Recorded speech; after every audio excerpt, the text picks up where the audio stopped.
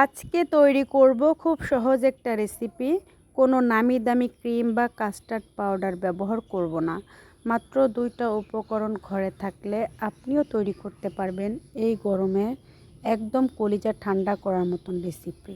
প্রাণ শীতল করা রেসিপিটি তৈরি করার জন্য একটা কড়াইতে নিয়ে নেব 3 টেবিল চামচ কর্নফ্লাওয়ার, 5 টাকা দামের 3 প্যাকেট গুঁড়া দুধ, 1/3 কাপ চিনি। আপনাদের টেস্ট অনুযায়ী চিনির পরিমাণ কম বা বেশি দিতে পারেন।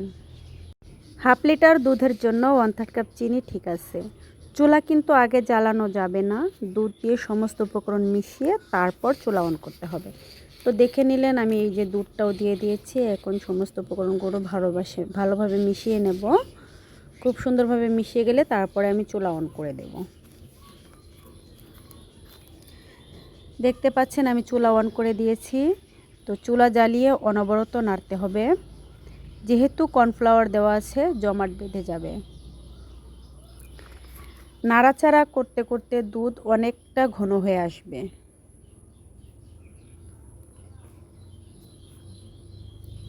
হাই আঁচে 5 থেকে 7 মিনিট রান্না করলে দেখবেন ঘন থকথকে হয়ে গেছে মিশ্রণটা।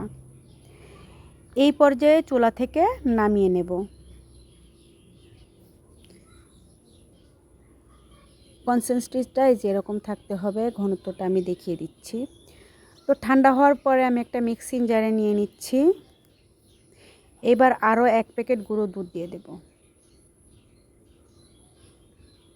একদম ভালো মতনে ঠান্ডা করে নিতে হবে, না হলে কিন্তু মিক্সিং জারটা নষ্ট হয়ে যাবে।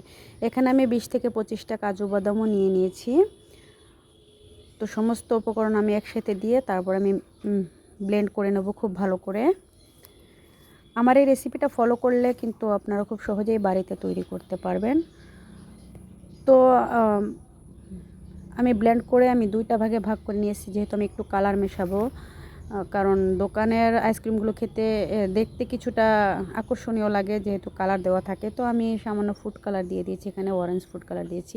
আপনারা যে কোনো ফুড কালার চাইলে নিতে পারেন, সমস্যা নেই। তো এখন আমি এই যে আইসক্রিমের মোল্ডের মধ্যে ঢেলে নেব। তো ঢাকা দিয়ে আমি 12 থেকে 13 ঘন্টার জন্য আমি ডিপ ফ্রিজে রেখে দেব, মানে ওভারনাইট রেখে দেবো সারা রাতের জন্য। 10 ঘন্টা পর আমি ফ্রিজ থেকে বের করে নিয়েছি। দেখতে পাচ্ছেন এত সুন্দর আকর্ষণীয় একটা লুক এসেছে। এবার আপনাদের কোনো কেটে দেখাচ্ছি কেমন হয়েছে ভেতরটা, কতটা লোভনীয় হয়েছে। এভাবে বাচ্চাদের বায়না পূরণ করতে পারবেন খুব সহজেই। এই যে এত মজা, একবার হলেও বাসায় তৈরি করবেন। রেসিপিটা যদি আপনাদের কাছে ভালো লাগে তাহলে শেয়ার করে রাখবেন, ভিডিও সেভ করে রাখবেন। আইসক্রিম বানানোর সময় দেখে বানাতে পারবেন। আজকের মতো এখানেই বিদায় নিচ্ছি। দেখা হচ্ছে পরবর্তী ভিডিওতে।